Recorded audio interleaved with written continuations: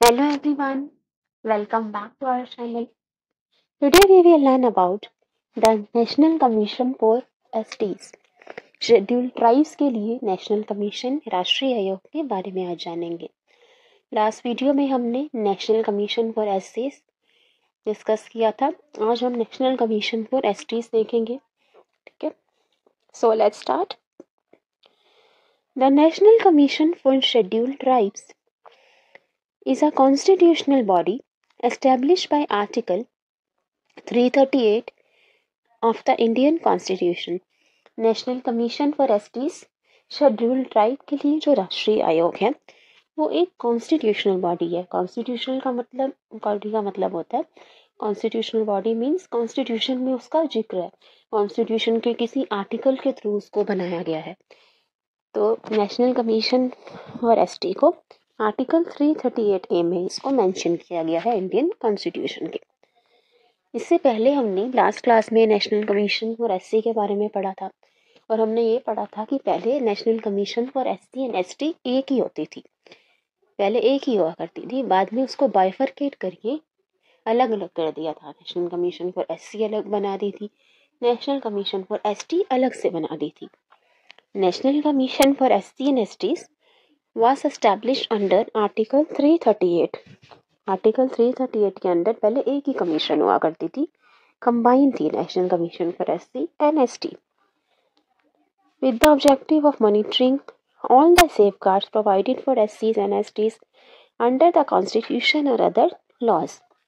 मतलब पहले एक ही राष्ट्रीय आयोग बनाया गया था एससी और एसटी दोनों के लिए आर्टिकल 338 के अंदर, बाद में उसको अलग कर दिया गया। पहले एक ही था कि दोनों के राइट्स को प्रोटेक्ट करने के लिए, ठीक है, उनके इंटरेस्ट को प्रोटेक्ट करने के लिए नेशनल कमीशन फॉर एससी और एसटी बनाई गई थी आर्टिकल 338 के under. In order to safeguard the interest of STs more effectively a separate national commission for STs was formed under article 338A। Article 338A के अंदर एक अलग से नेशनल कमीशन फॉर एसटी बना दिया गया, मतलब उसको अलग कर दिया। पहले एक ही थी एससी और एसटी की नेशनल कमीशन, फिर आर्टिकल 338A में एक अलग से कमीशन बना दी गई नेशनल कमीशन फॉर एसटी, उसको नेशनल कमीशन फॉर एससी से अलग कर दिया गया था ताकि एसटीज के इंटरेस्ट को ज़्यादा अच्छे से प्रोटेक्ट किया जा सके, उनकी ज़्यादा अच्छे से सुनवाई हो। It was done by passing the 89 constitutional amendment act of 2003। 2003 में जो 89वां संशोधन आया, संवैधानिक संशोधन आया 89 कॉन्स्टिट्यूशनल अमेंडमेंट, उसके थ्रू इसको आर्टिकल 338 के अंदर नेशनल कमीशन फॉर एसटी बना दिया गया था। Separate commission, then separate national commission for SC and STs came into existence in 2004। ये एक्सिस्टेंस में कब हुआ, आया सेपरेट नेशनल कमीशन एससी और एसटी के लिए 2004 में, ठीक है। इट कंसिस्ट ऑफ, अभी हम पढ़ रहे हैं नेशनल कमीशन फॉर एसटी के बारे में, तो उसमें कौन कौन होता है, एक चेयरपर्सन, वाइस चेयर, एक मुख्य होंगे, एक वाइस चेयरपर्सन, एक उप मुख्य एंड 3 अदर मेंबर्स, और 3 और सदस्य। They are appointed by the president, उन सबकी नियुक्ति राष्ट्रपति के द्वारा की जाती है। चेयरपर्सन, वाइस चेयरपर्सन और 3 और मेंबर्स होंगे, इन सबको अपॉइंट प्रेसिडेंट करते हैं। They hold office for a term of 3 years। इनका कार्यकाल क्या होता है, कितने टाइम के लिए पोजीशन पे रहेंगे, 3 years, 3 साल के लिए। They are not eligible for appointment for more than 2 terms। 2 बार से ज़्यादा वो उस पोजीशन पे नहीं आ सकते, मतलब एक बार चेयरपर्सन बन गए तो एक बार और बन जाएंगे, उससे ज़्यादा नहीं, ठीक है। तो चेयरपर्सन, वाइस चेयरपर्सन, 3 और लोग होते हैं, 3 और मेंबर होते हैं, इन सबको अपॉइंट प्रेसिडेंट करते हैं। उनका टाइम पीरियड होता है 3 years का। Functions of national commission for ST के फंक्शंस क्या है, काम क्या क्या करने हैं, उसको कार्य क्या करने हैं, क्यों बनाई है कमीशन, तो ये देखते हैं। To investigate and monitor all matters relating to the constitutional and other legal safeguards for STs, STs नहीं होगा, ये एसटी होगा, एंड इवैल्यूएट देयर वर्किंग। ठीक है, जो भी legal rights, constitutional rights ST के रिलेटेड जो मैटर होंगे, उनके लीगल राइट के लिए, उनके कानूनी अधिकार, उनके संवैधानिक अधिकार एसटी के, तो उनसे रिलेटेड जो भी मैटर्स होंगे, जो मसले होंगे, उनकी इन्वेस्टिगेशन, उनकी जांच करेगी ये कमीशन। ठीक है, तो एसटीज के राइट, उनको हक दिलाने के लिए, उनके राइट्स को प्रोटेक्ट करने के लिए जो मैटर्स हैं, उनकी इन्वेस्टिगेशन ये कमीशन करेगी। Second, to inquire into specific complaints with respect to deprivation of rights and safeguards of the SCs. Specific complaints, जो शिकायतें आएंगी कि एसटीज को उनका राइट नहीं दिया जा रहा, ठीक है, उनका राइट डिप्राइव किया जा रहा है, तो उससे जो भी रिलेटेड जो इन्वेस्टिगेशन है, इंक्वायरी है, वो कमीशन करेगी। To make recommendations to the measures that should be taken by the union or a state for the effective implementation of those safeguards and other measures for protection, welfare and socio-economic development of the STs. Recommendations, सुझाव देंगे measures को कि क्या कदम उठाने चाहिए, क्या action लेने चाहिए केंद्र सरकार को या राज्य सरकार को, for the effective implementation of those safeguards, मतलब एसटीज के राइट को प्रोटेक्ट करने के लिए क्या सरकार को क्या कदम उठाने चाहिए, ये सुझाव कमीशन उनको दे सकती है। For protection, welfare and socio economic development of the STs, STs की के विकास के लिए, उनके सामाजिक आर्थिक विकास के लिए, उनकी प्रोटेक्शन के लिए, ठीक है, और उनके वेलफेयर के लिए, उनके भलाई के लिए, उनके ग्रोथ के लिए क्या क्या कदम उठाने चाहिए, ये सुझाव ये कमीशन सरकारों को दे सकती है। To discharge other functions in relation to the protection, welfare and development and advancement of the STs as the president may specify. अगर राष्ट्रपति उन्हें कुछ और कार्य करने के लिए कहते हैं, कोई और फंक्शंस परफॉर्म करने के लिए कहते हैं, जिससे एसटीज की प्रोटेक्शन होगी, उनकी रक्षा हो, उनका वेलफेयर, उनकी भलाई हो सके, उनकी डेवलपमेंट हो, उनका विकास हो, तो उसके लिए अगर राष्ट्रपति उन्हें कुछ कार्य करने के लिए कहते हैं, कोई फंक्शंस परफॉर्म करने के लिए कहते हैं, तो वो उन्हें करना होगा। तो ये फंक्शंस हो गए नेशनल कमीशन फॉर एसटी के। अब ये जो फंक्शंस हमने देखे वो तो नेशनल कमीशन फॉर एससी और एसटी के भी थे। जब हमने नेशनल कमीशन फॉर एससी देखा तो ये फंक्शन सारे उनको भी परफॉर्म करने होते थे, और नेशनल कमीशन फॉर एसटी को भी ये फंक्शन परफॉर्म करने, तो ये फंक्शंस तो एक जैसे हो गए। लेकिन हमने अलग से बनाए हैं नेशनल कमीशन फॉर एसटी, तो कुछ तो अलग होगा, कुछ और फंक्शंस भी होते हैं, सम अदर फंक्शंस जो सिर्फ national commission for ST he perform करते हैं। कुछ और फंक्शंस हैं, कुछ और स्पेसिफिक फंक्शन है, वो देख लेते हैं। Other functions, number 1, measures to be taken to safeguard rights of the tribal communities over mineral resources, water resources as per law. Tribal communities जो है, जो आदिवासी जनजातियाँ होती हैं, उनके राइट्स को प्रोटेक्ट करने के लिए ओवर मिनरल्स पे, उनके वाटर रिसोर्सेज पे, उनके राइट्स को प्रोटेक्ट करने के लिए, ठीक है, कि उनके जो वाटर रिसोर्सेज हैं, मिनरल रिसोर्सेज हैं, वो प्रोटेक्टेड रहे, उसके लिए कदम उठाना, मेजर्स लेना, ये काम हो गया कमीशन का। और क्या होगा, measures to be taken for development of tribal and to work for more viable livelihood strategies, मतलब उनके डेवलपमेंट, विकास के लिए काम करना, ट्राइबल कम्युनिटीज के डेवलपमेंट के लिए काम करना, उनको लाइवलीहुड स्ट्रैटेजीज, लाइवलीहुड के और ऑप्शंस देना। मतलब लाइवलीहुड का मतलब क्या हो गया, जीविका, या तो जीविका कमाने के लिए, ताकि वो अपने बेसिक नीड्स पूरे कर सके, तो उसके लिए उनको और स्ट्रैटेजीज बनाना उस चीज़ के लिए, ठीक है, ताकि उनको और लाइवलीहुड के ऑप्शंस मिल सके, यहाँ पे जीविका के अवसर प्रदान करना।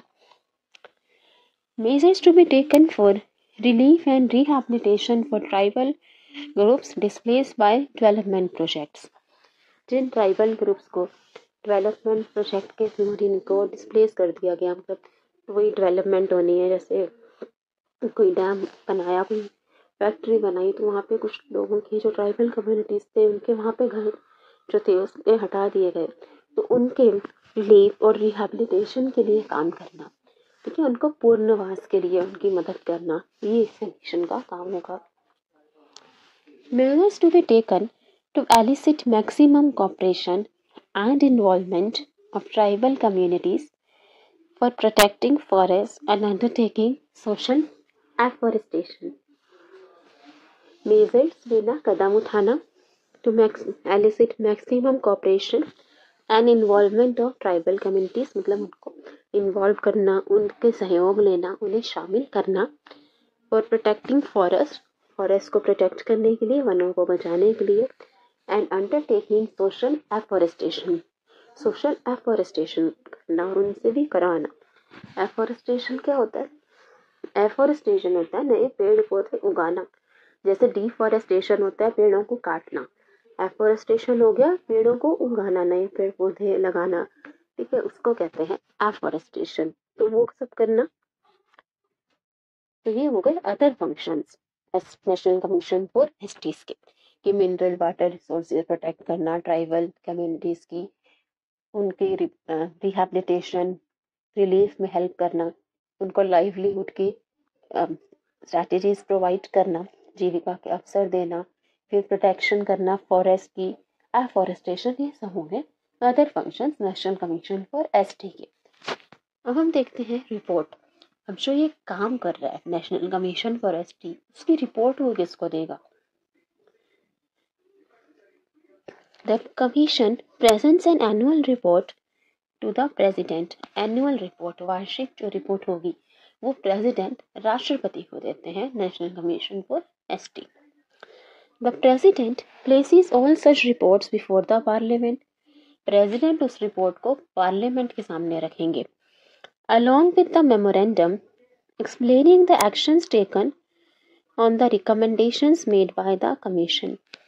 और प्रेसिडेंट ये समझाएंगे कि क्या एक्शंस लिए गए हैं, कमीशन ने जो रिकमेंडेशन दिए, जो सुझाव दिए, उसमें क्या एक्शंस या क्या कदम उठाए हैं सरकार ने, and reasons for non acceptance of any recommendation. और अगर कोई सुझाव नहीं माना गया नेशनल कमीशन फॉर एसटी का, अगर कोई सुझाव सरकार ने नहीं माना, उसका क्या रीज़न है, तब उनके सुझाव मान के क्या कदम उठाए, और कोई सुझाव अगर नहीं माना उसका रीज़न क्या है, ये एक्सप्लेन करना होगा। The commission while investigating any matter or inquiring into any complaint has all the powers of a civil court trying a suit।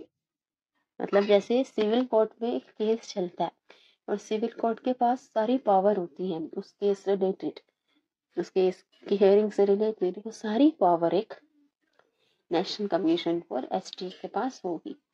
It has the powers of a civil court trying a suit. अगर उनके पास कोई complain आती है commission के पास, ठीक है, या किसी भी मैटर की वो इंक्वायरी कर रहे हैं, अपनी जांच कर रहे हैं, तो जैसे सिविल कोर्ट के पास पावर्स होती है वैसे ही इस आयोग के पास पावर होंगी। The central government and the state governments are required to consult the commission on major policy matters affecting the एससीज। सेंट्रल गवर्नमेंट और स्टेट गवर्नमेंट को कंसल्ट करना पड़ेगा कमीशन को on all major policy matters affecting the STs. मतलब जो भी policy, जो भी योजनाएं, जो नीति सरकार बनाती है जो जिससे एसटीज को अफेक्ट होगा, तो उस पॉलिसीज के रिगार्डिंग गवर्नमेंट को, सेंटर और स्टेट दोनों को, नेशनल कमीशन फॉर एसटी को कंसल्ट करना पड़ेगा, उससे बातचीत करनी पड़ेगी, विचार विमर्श करना पड़ेगा। So I hope you like it and understood this topic. Let's do a quick revision.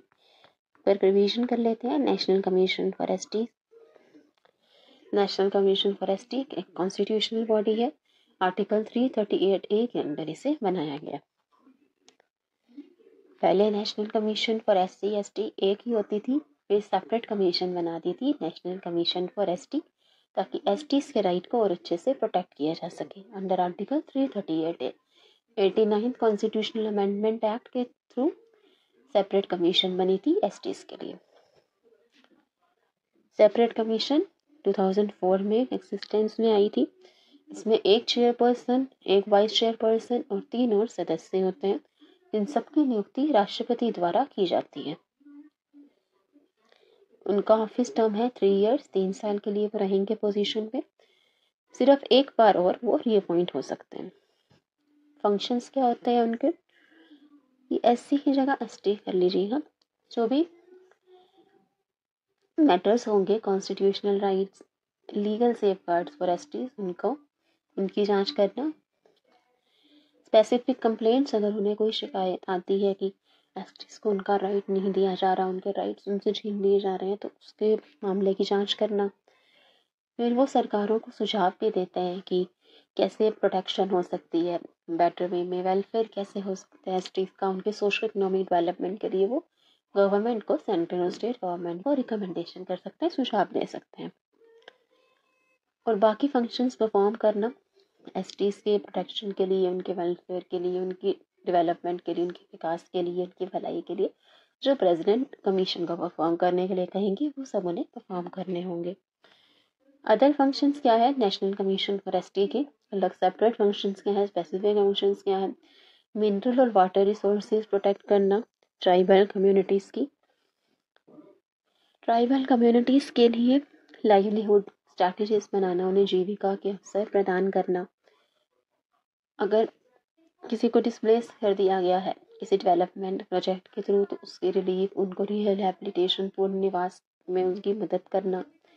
Afforestation promote करना, मतलब पेड़ पौधे उगाना ट्राइबल कम्युनिटीज़ की मदद से, उनको भी इन्वॉल्व करना उसमें, फॉरेस्ट को प्रोटेक्ट करना। ये सब अदर फंक्शन है इस कमीशन के। और कमीशन अपनी रिपोर्ट किसे देती है, प्रेसिडेंट, राष्ट्रपति को, जो उसे पार्लियामेंट, संसद के सामने रखेंगे। और प्रेसिडेंट ये भी समझाएंगे कि कौन सा जो एक्शन है सरकार ने लिया है उनके सुझाव को मान के कमीशन की, और कौन से सुझाव नहीं माने गए, उसका क्या रीज़न है। कमीशन के पास एक सिविल कोर्ट के पावर होते हैं जब वो किसी कंप्लेन की, किसी मैटर की जांच कर रही हो। सेंट्रल और स्टेट गवर्नमेंट जो कोई ऐसी पॉलिसी बनाएंगे जिससे एसटीज को इफेक्ट हो रहा है, तो उसके लिए उन्हें कमीशन को कंसल्ट करना होगा, उनसे विचार विमर्श करना होगा। So I hope you like it and understood about this commission. If you have any queries, please feel free to ask. Thank you everyone. Have a nice day. I welcome your suggestions. Thank you all.